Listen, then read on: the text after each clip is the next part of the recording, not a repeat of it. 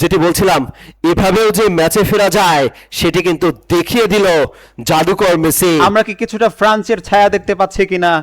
সেই আর্জেন্টিনা বনাম ফ্রান্সে ৮০ মিনিট পরে কিন্তু ফ্রান্স কামব্যাক করেছিল। থ্রিলার সেই ফাইনালের কথা যদি বলতেই হয়, সেটাই বলছিলাম যে এভাবেও যে ম্যাচে ফেরা যায় সেটি কিন্তু দেখিয়ে দিলেন সেই ম্যাজিশিয়ান, জাদুকর, এলএম10 লিওনেল মেসি।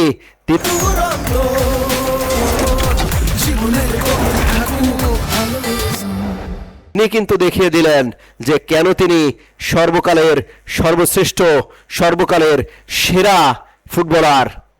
দেখুন, আজকে রীতিমতো যদি ভাগ্য অবিশ্বাস্য। সহায় না হয়, আর্জেন্টিনা যদি হেরেও যায়, তবে লিওনেল মেসি তিনি তার দায়িত্ব বা তার কাজ কখনোই তিনি অপূর্ণ রাখেননি। সেটি তিনি প্রমাণ করলেন যে তিনি তার জায়গায় সবসময় সেরা। তিনি যে যখন যেখানে থাকেন, যেখানে সুযোগ পান, আজকের পেনাল্টি মিস এবং গ্রুপ পর্বের দ্বিতীয় ম্যাচের মিস, সে দুটোকে যদি আমরা বাদ দেই, তাহলে লিওনেল মেসিকে আমরা কিভাবে বর্ণনা করব? এখনো সুযোগ রীতিমতো আছে, অবিশ্বাস্য। 7 মিনিট অতিরিক্ত দেওয়া হয়েছে।